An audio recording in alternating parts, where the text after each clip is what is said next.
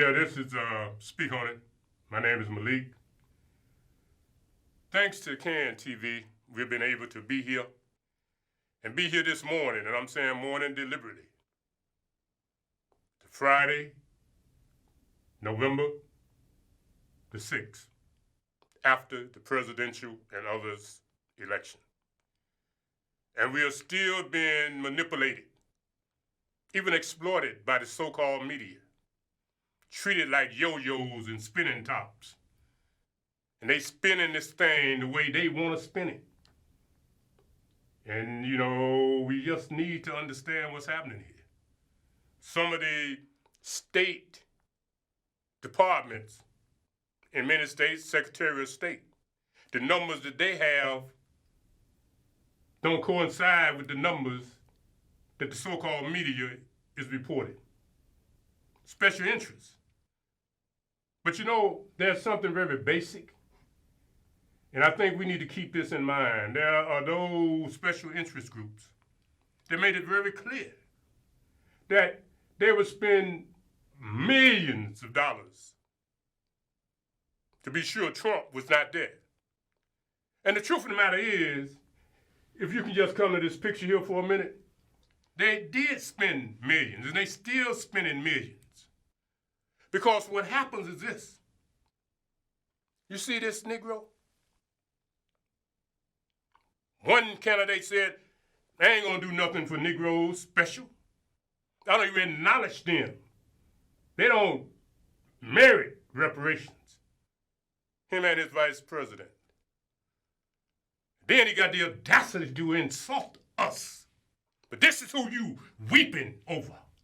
Insult us, we're talking about lift every voice. Why didn't he just say, lift yourself by your Jordan bootstraps or tennis shoe straps? I give them some hope and forcing them to go do some more dope. The Sean Ford, you need to set up another task force. Negro offer Democratic dope since they didn't receive the hope, dream they had. But this is us walking off the cliff, blindfolded into the same abyss that we've been in. This ain't no accident, y'all, that we sitting here. I'm just hoping and praying that somehow that we don't get geeked into what they call the Civil War. See what I'm saying? What they call the race war. If we do, that'll be the media. But you all gonna blame Trump for that. But that'll be the damn media that did that. The media and these people that's been lying to you for 50-some years. Did you find that? Let's see, can we listen to this piece, man? Now, we finna gamble. I'm finna throw the dice, and I'm not a gambler.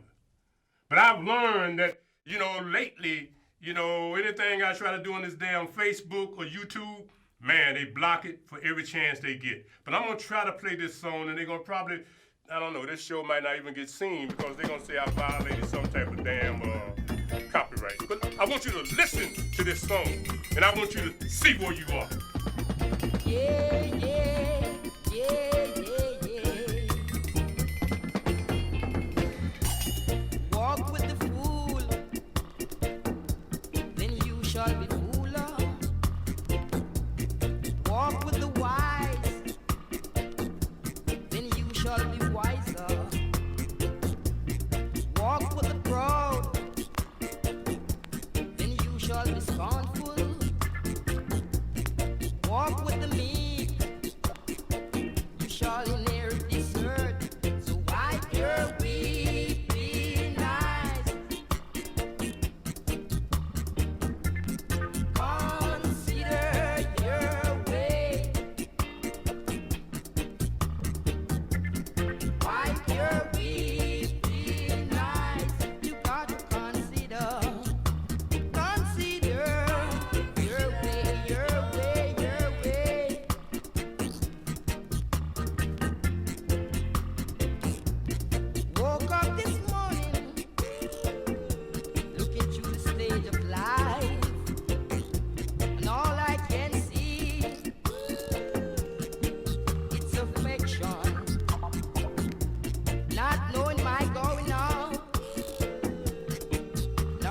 coming in.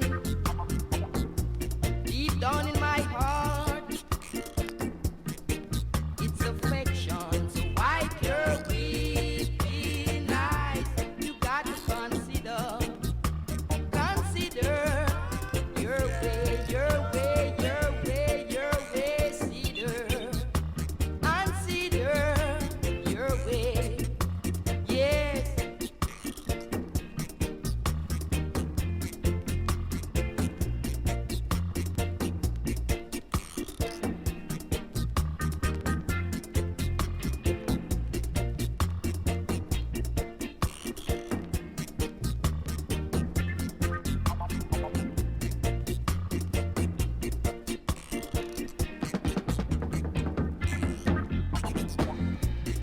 Woke up this morning, looking through the stage of life, and all I can see is misery. When it's not one thing, there is another. When it's not another, it is the other. So wipe your weeping eyes. Consider your way. Wipe your weeping eyes. You got to consider your way, Now, this song addresses those Negroes that believe in the Democratic Party like a bunch of blind sheep or cattle. Not only do you need to wipe your weeping eyes, you need to take the damn blindfold off your eyes so you can see where you are. You're at the edge of the cliff. Not just now, but you're at the same place you've been for the last 400 and some odd years. In the same place. But yet, you stand on the edge and you personalize. And I had somebody to say something to me how much he hated Trump and woo, woo, woo, woo, wham. Please, y'all, go somewhere. This ain't about Trump. This ain't about Biden. This is about us. So wipe your weeping eyes. Take off the mask. Open up your eyes and listen to Malcolm X.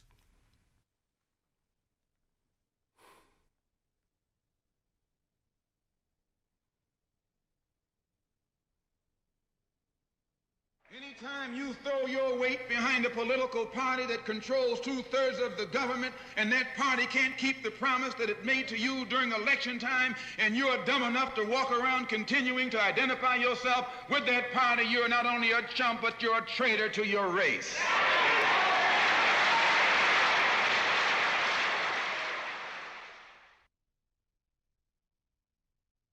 Yeah, why he find another one? I ain't gonna say no more. That says everything.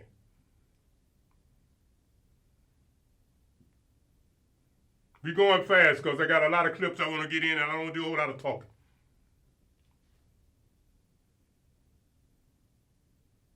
Negroes in this country are confronted by is with a re-education program, not a re-education program for whites, but a re-education program for black people themselves to eliminate the negative image that has been through propaganda instilled within us of ourselves since we've been in this country. It'll take an entirely new approach to restore some kind of racial pride and racial dignity in the minds of the black people. And once we have this pride and this dignity, we can get the cohesiveness and the unity and harmony necessary to solve our own problems here in the black community instead of waiting for representatives of the white community to come uptown and solve these problems for us.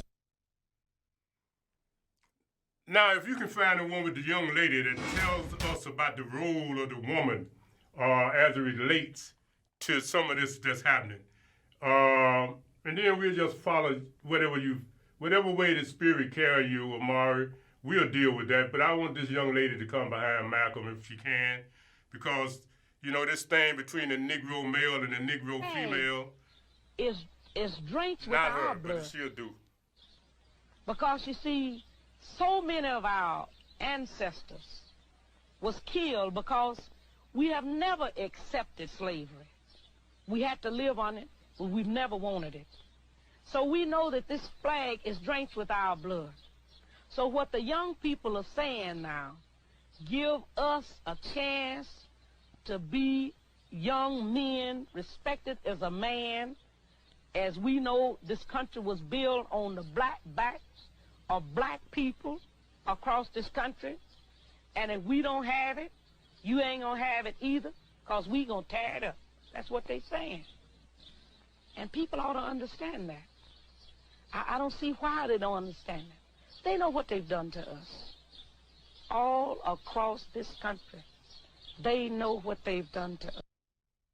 And see, that's what I'm praying for. I'm truly praying that we don't go there. The Negro do not need to be in the streets, caught in violence, whether it's a civil war or racial war. That ain't where we need to go. We need to do like Malcolm and Mandela and others have suggested. We need to think. We need to wipe our weeping eyes. We need to take off the blindfold. We need to get off the edge. And we need to begin to come together as a people. Because the damn Democratic Party, Republican Party, ain't none of them parties gonna save you. Only we can do this for ourselves. So you sitting here. Somebody was telling me about the mother and the children. They was voting for Trump. In Inglewood. The father, he's voting for Biden. They had to go to the polls in different cars because the mama said, no. If we can't come together as a family on this, then dude, you need to get here in your own car. That's because he was not man enough. And in this case, who was right? But the truth is, this division between the black male and female thus family, thus community, is the reason we're in this quicksand and the reason we're on the edge of this abyss. Continue, brother. I have fought very firmly against white domination. I have fought very firmly against black domination. I cherish the ideal of a new South Africa where all South Africans are equal. For anybody who changes his principles depending on whom he is dealing, that is not a man who can lead a nation.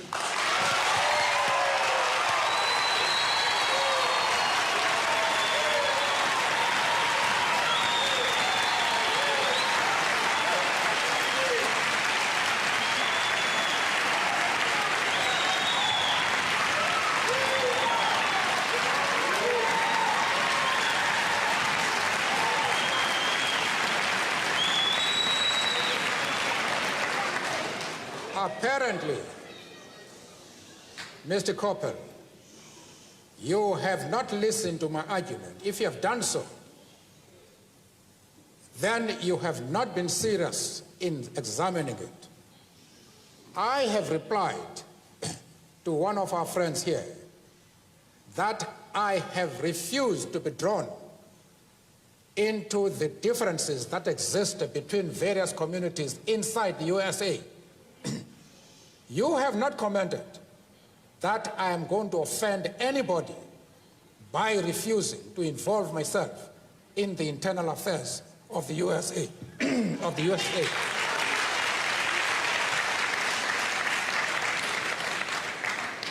Why are you so keen that I should involve myself in the internal affairs of Cuba and Libya?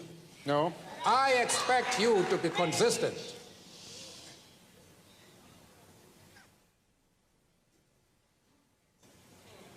I don't know if I have paralyzed you. No.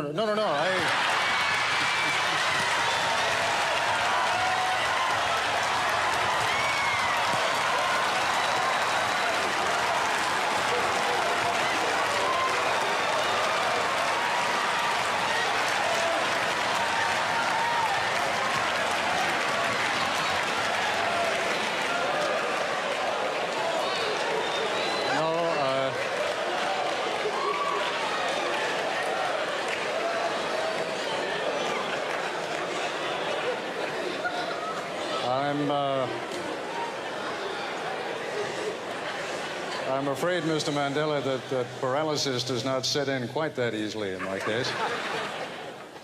The point... Now, let's just... When I phoned Look at this for a second. someplace in my country, and the lady answered the telephone, I then asked, to whom am I speaking?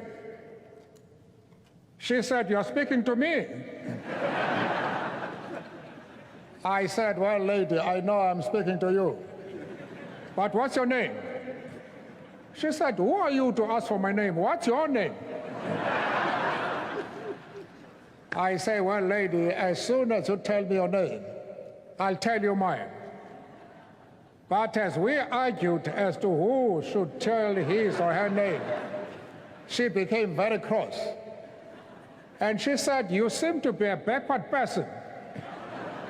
Have you passed your matric? Now, matric in our country is a university entry examination. And I said, well, lady, you must be very careful. Because if the qualification to speak to you is the possession of a matric certificate, I might work hard and pass my matric and be in the same class as you are. That was treason. She said, you will never be in my class, and bang the telephone. How I wish she were here today.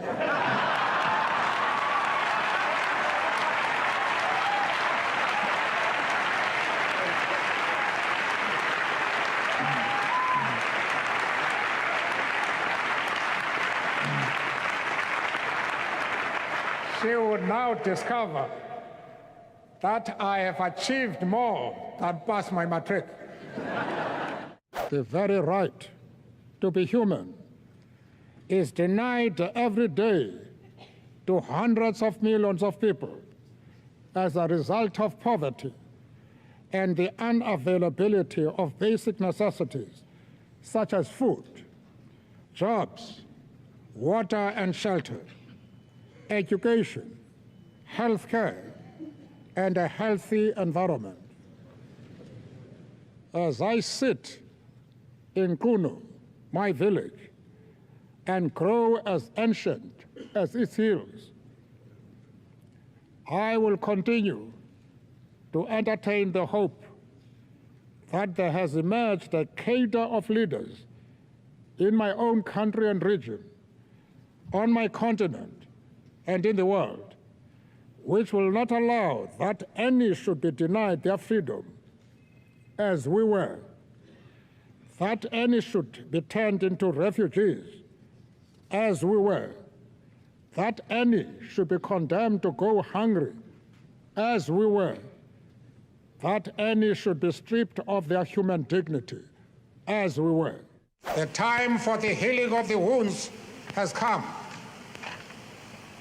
The moment to bridge the chasms that divide us has come. The time to build is upon us. We have at last achieved our political emancipation.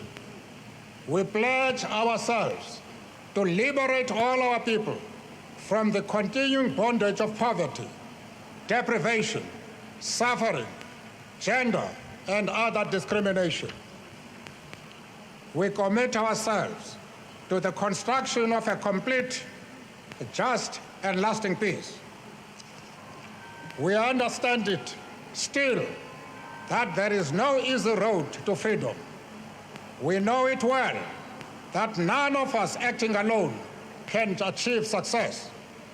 We must therefore act together as a united people for national reconciliation, for nation building, for the birth of a new world. Let there be justice for all. Let there be peace for all.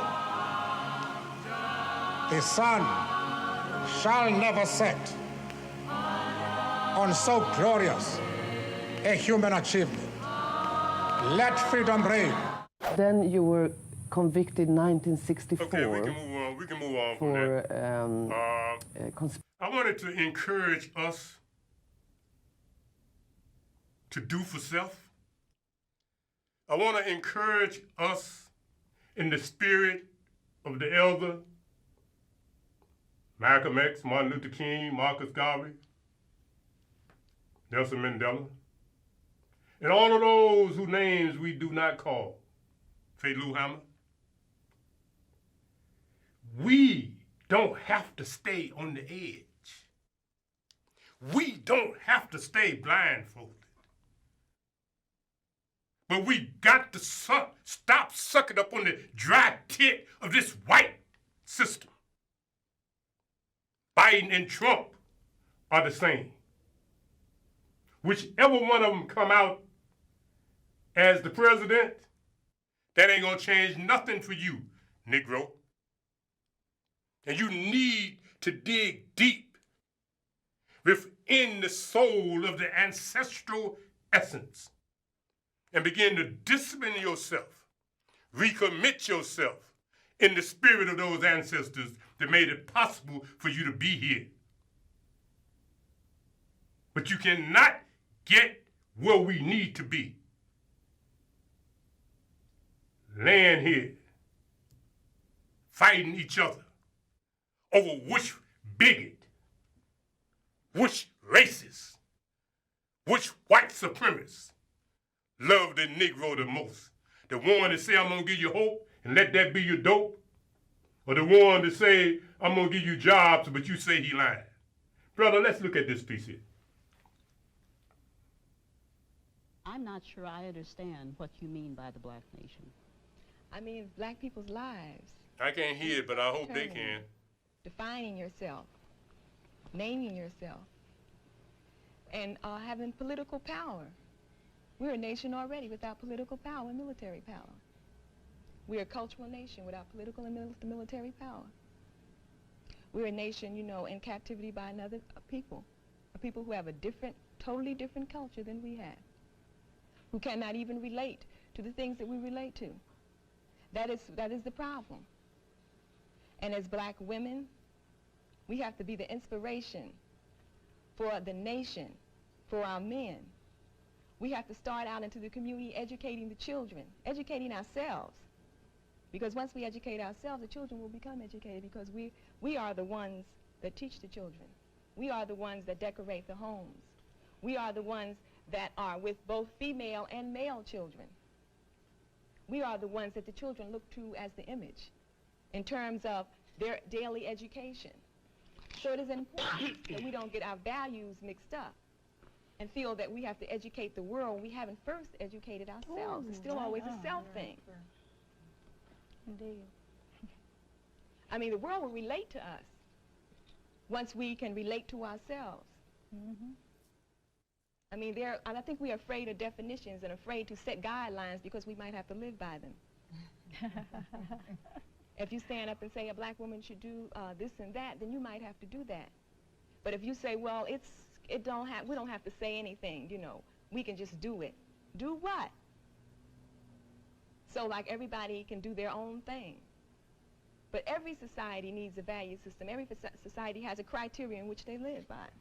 And we live need by one. everybody else's. Exactly. Right. We should have Now, where is the spirit of that woman? Last week we was here and they had this little Steve Bannon. new generation black gal talking about that the black female is the backbone of the Democratic Party, but they done told you already, okay, you've been the backbone for all these years, so you say, and look where you are, a hunchback. Like old Sleepy Joe, you see who's flopped over on that table there. That's your leader right there. And like the headline say, wake up, dude, you might win this thing. But that's your leader. That's your Democratic Party. Be the woman that you just heard. Ain't nobody telling you that you can't be you. But stop thinking it's all about you. Let's go on, man. I don't want to get caught up.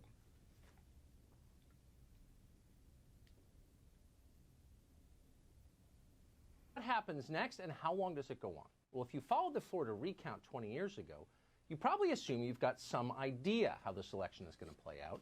Officials in contested states will carefully count all the available votes, supervised by bipartisan observers from both campaigns to reassure all of us it's on the level. If they find irregularities or they see questions of fraud, we'll all get to learn exactly what those allegations are and how they were resolved. That's what we did in 2000. Hanging chads, remember those? We put them on TV so people could see the ballots for themselves. In the end, the dispute between Al Gore and George W. Bush continued all the way to the Supreme Court. It took 36 days to resolve, and every one of those days, if you remember them, seemed like a month. That process was excruciating. It required patience and calm, but in the end, it was well worth it. And by the way, the news organizations in this country covered every moment of it. No one in any newsroom in America even considered censoring information about what was happening in the states. That would have been regarded as grotesque and immoral. By the way, then as now, almost everyone in the media was a partisan Democrat. That's always been the case. But in 2000, they understood that preserving the public's faith in the system, our American system of government, was more important than getting Al Gore or anyone else into the White House. So they pushed for openness and transparency in the process, and thank God they did. A lot has changed over 2 decades. It's entirely possible now that someday soon the news media will decide to shut this election down. Believe it or not, effectively they have the power to do that. Let's say tomorrow officials in Philadelphia produce a large number of newly counted votes. Pennsylvania's Secretary of State hastily ratifies them, puts a seal of approval on them, and then declares Joe Biden the winner.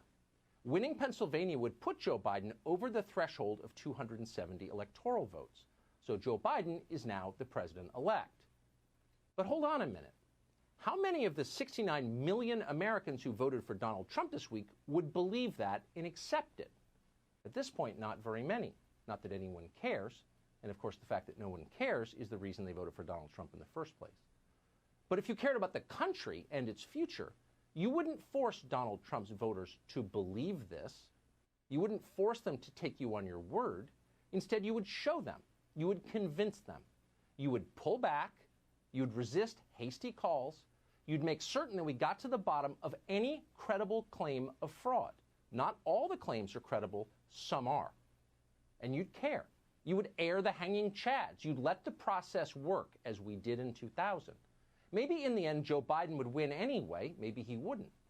But the public's faith didn't care at all. Let's say all you cared about was power.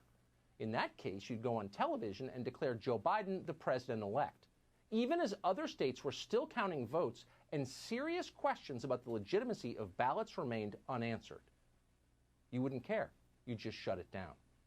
The news media believe they can do that. Quote, the role of declaring the winner of a presidential election in the United States falls to the news media.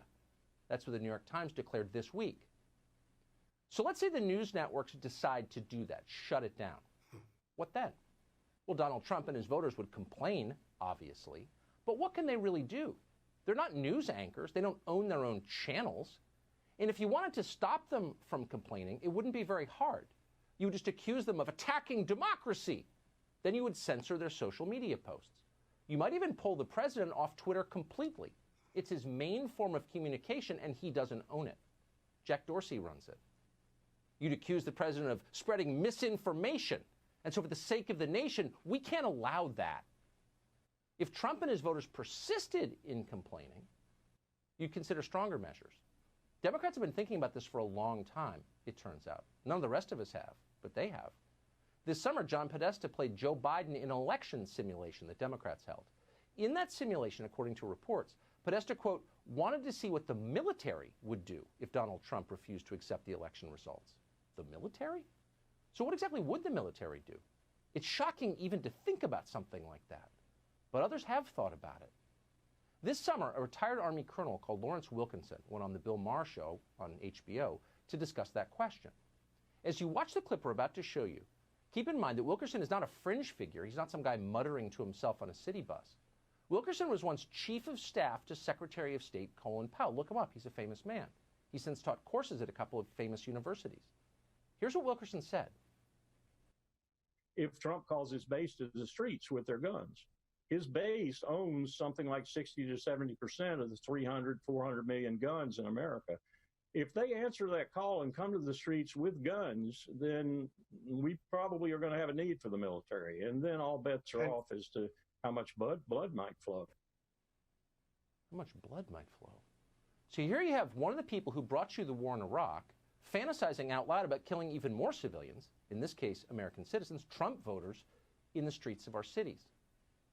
People didn't used to talk like this on television, and on Fox News they still don't because we wouldn't allow it. That's violent extremism. But on that channel, no problem. No one even noticed that. Tells you a lot about how they think. You really can't overstate, and we mean that, you can't overstate how corrosive language like that is. It's a quick way to break everything, and it's happening now. Normal people are becoming paranoid. Americans who love this country are beginning to fear it. Why? We know exactly why. Because shutting down legitimate discourse and inquiry always has that effect. It destroys social trust, and it sets the table for awful things to come. So let's stop this right now. Slow down. No hasty calls. Our system works. It has worked before. If people air concerns, resolve the concerns. Don't call them names. Don't sweep those concerns under the rug. Don't shut it down artificially with unelected news anchors. Let our system work. Only by doing that will we have a country we're going to want to live in 20 years from now. Now, let me just say this. Now, I think that's gospel. Use it lightly, use it tightly, I don't care.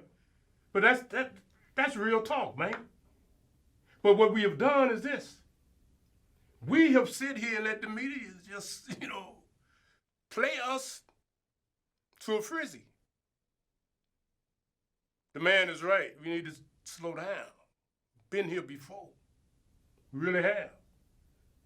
Do you really think, and I even, I ain't got nothing to do with neither one of them to that degree. Do you really think that all of the mail-in votes was by Democrats? Huh? You mean to tell me you don't think there was no senior or handicapped Republicans? That these people can tell you that they finding all of these votes and all of them are Democrats that came in the mail? But you blame Trump and his people for wanting to observe. Do you think that anybody should just stand there and take your word that everything coming in the mail is Democrat and the only people in there observing are Democrat?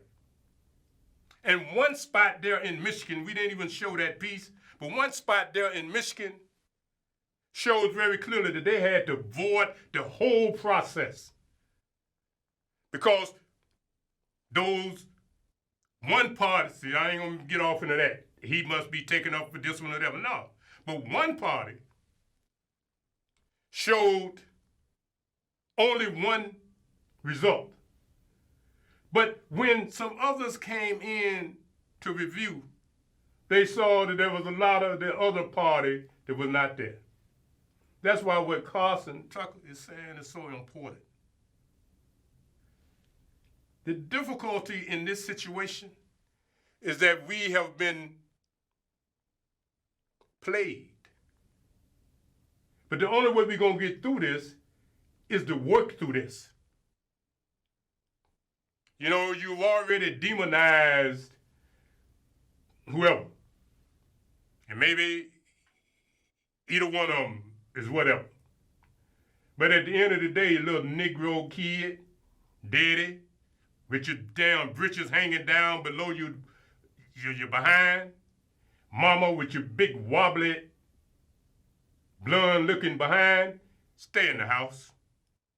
Don't go out there and get into this mess. You ain't got nothing to protest. You ain't got nothing to demonstrate against. You ain't got no reason to burn down or tear down nothing. So sit back. Stay out of it. Because at the end of the day, whether Trump win or Biden win, you're going to be on this edge with the blindfold, walking into an abyss about to drown, hoping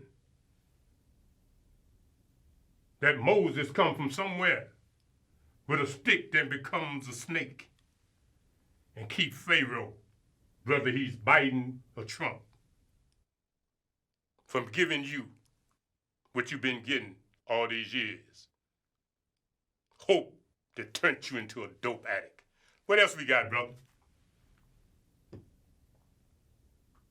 All right, we don't want to deal with that. Let's look at that price, the price of gas. We're gonna do that real quick, and then I guess we'll probably get out of here. But I still want to see that piece about that dope, the dope thing, because the task force, West Side Hiring Task Force. I want to be able to connect that. Now there's a piece here. It's real simple. It's not a video, but it is something that I want you all to look at. Under this administration, yeah, right there. Under this administration here, I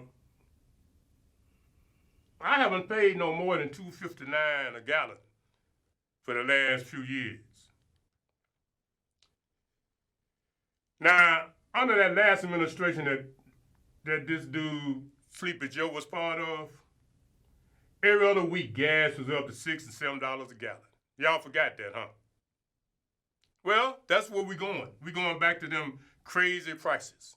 Because remember, under Biden and this other dude, America was paying for everybody's everything. And gas and other things was killing us. But somehow, I don't know what happened. I ain't that smart, and I ain't that astute to know that gas prices have been damn near half price.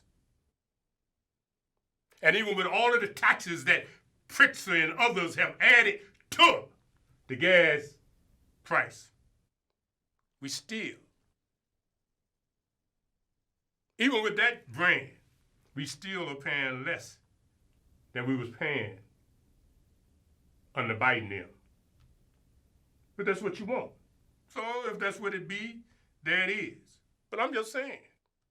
And that's what Malcolm was saying. You don't look out for your own best interests.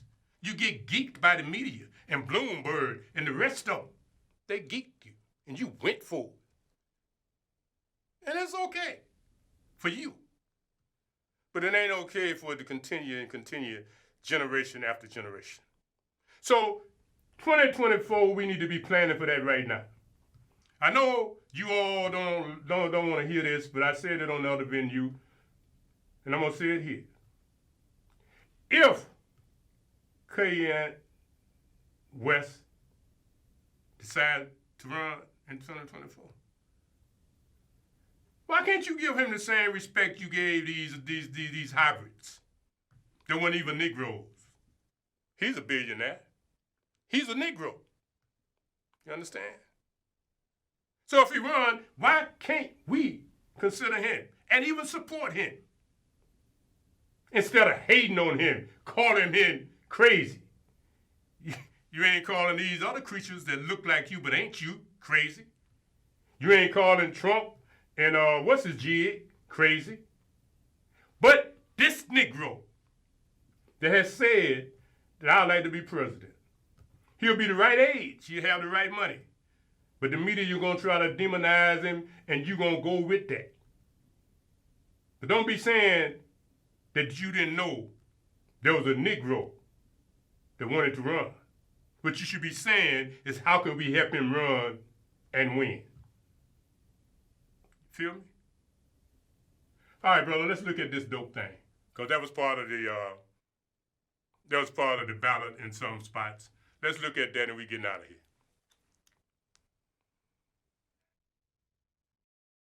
Introducing Wendy's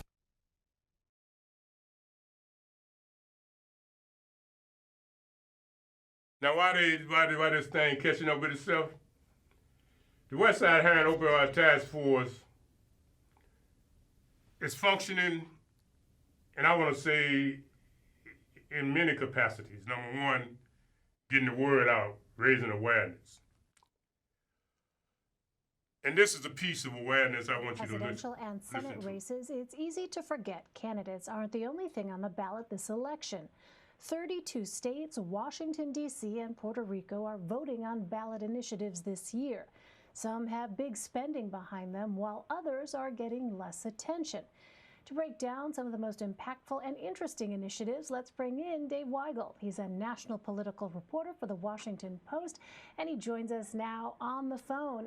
Dave, thanks very much for being with us. So many to cover, but let's start with California's Proposition 22. You call it the most dramatic use of the initiative process.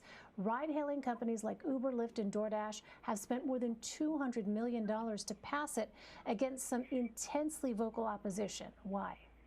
Well, that's right. And even in California, that's a lot of money. This is a major priority of these rideshare companies and something they're using their resources to promote. If you're using Uber in California, you're getting push notifications to vote for this, is because they're trying to undo legislation passed by the state that required independent contractors to get the benefits of employees. It is a major priority of these companies to stop that. They drafted this and got on the ballot this resolution, this change to the law that would remove that, allow them to treat contractors like contractors and give them a smaller suite of benefits. And they've sold it as it's them, the companies, that are going to give these people rights and privileges they haven't had before. And it's been opposed by progressives, but they've been wildly outspent. The only thing that makes them optimistic is it's polling pretty close. The attention on how much these companies are spending, I wouldn't say it's backfired, but there's a little bit of skepticism about where it's all coming from. Interesting. Well, with the confirmation of Justice Amy Coney Barrett and the Supreme Court deciding Friday whether to review Mississippi's 15-week abortion ban, this issue is back in the national spotlight. Where is this issue on the ballot this election?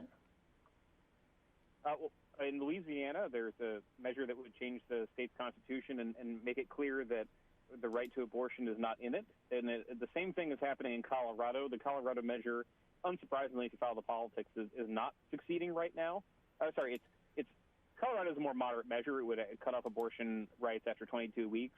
And that's exactly the kind of iterative change to abortion law that conservatives think you can pass now and get upheld by a conservative Supreme Court. The Louisiana law is a bolder test.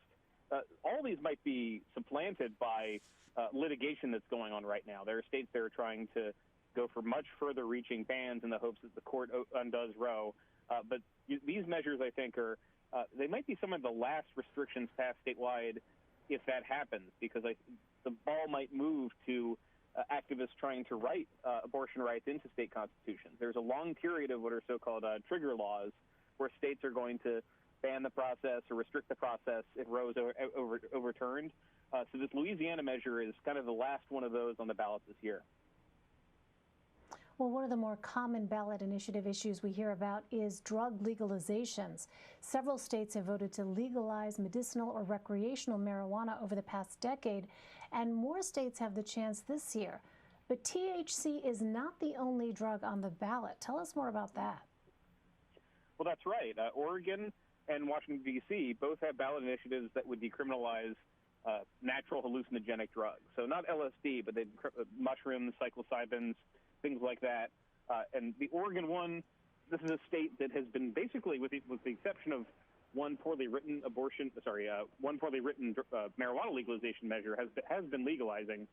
Same thing in D.C. There's some political opposition, but the politics around hallucinogenics are a lot less fraught than the politics around drugs that are where you see big sentencing discrepancies, disparities. Those two localities, they might join Denver in making hallucinogenics something you can have on your person that you can trade without any legal penalty. Well, some states have initiatives to clear out old laws and potentially rebuild their constitutions, including an amendment that would remove slavery as punishment for a crime. Tell us about that initiative. There are a couple of those around the country. Nebraska is one of them. There are states that, and look, if you were to spend some time at home and look up your state's constitution, you might find there's stuff that has been in there for a long time, unrecognized, that people weren't paying attention to. So Nebraska might fully prohibit slavery with a vote. That's expected to pass this year. Iowa is voting on whether to have a constitutional convention, which is a bit less likely. Alabama, the same thing, to take another look at its constitution. But then you have stuff like Mississippi has a very complicated law that forces candidates for governor to win a majority of state legislative districts. That has been used before. It has the risk of an electoral college situation where somebody gets more votes for governor but does not become governor. And that is, in polling, likely to pass. I mean, Republicans have full control of the state. The rules as they are allow them to win these gubernatorial elections without the extra fuss, but it's likely they'll try to simplify their constitution. Yeah, well, I was really surprised to read, though, Dave, about those initiatives about removing slavery from these constitutions. You know, in 2020, it's hard to imagine that that's just now coming to people's attention. But really fascinating stuff. Dave Weigel from the Washington Post. Dave, thanks so much. Thank you very much. I appreciate it. Now, slavery, still in some of these constitutions. You know, you've got your hands full. Then you wonder about privatized prisons. Now you want one of the author of the crime bill from 1994. He get in there, you know, they might, instead of adjusting what's already there, they just might decide to expand it. You see what I'm saying? The time will tell.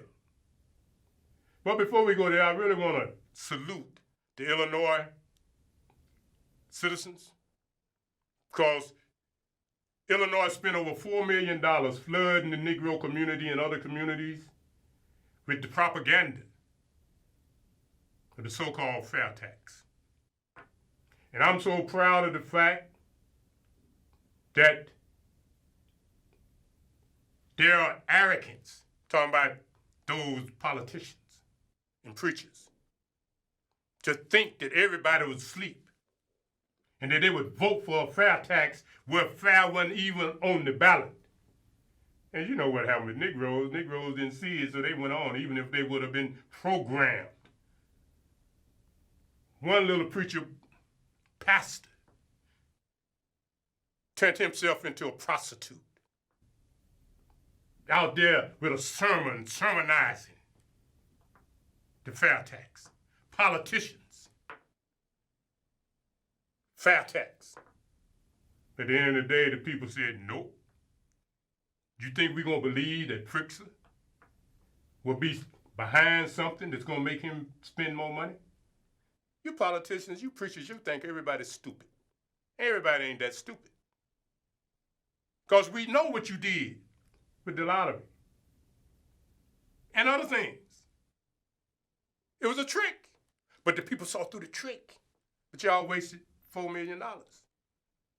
And damn near every Negro politician was out there on that bandwagon. But I ain't gonna waste a lot of time on that. That's water under the bridge. But I'm gonna say something about Omari. I know I get sometimes. Omari say, man, stop putting me on blast. Whew. I knew something was happening when I came here and my friend from over there in Ghana. The energy was so powerful when I sit down here this morning until Omari had to start this show over 3 times. Not because of that, because the energy and the technology and whatever in the hell was going on, I don't know what's going on, but he had to start it over. And I'm thanking him and the energy for that. Because the energy where I was going was just too hard. It was a roll. And it was the truth. But sometimes it ain't necessary to be in the war spirit to the degree of destruction. So instead, we was able to calm it down a little bit and let you see these pieces.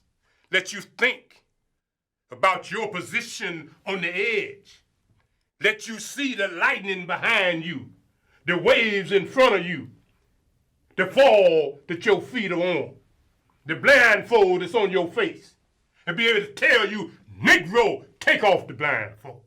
Negro, back up and get on solid ground. Stop believing these liars, politicians, and preachers. Think for yourself. You understand me? Think for yourself. But I'm finna shut up, Omari, because I feel him coming back. Until next week, Alafia, peace, and good health.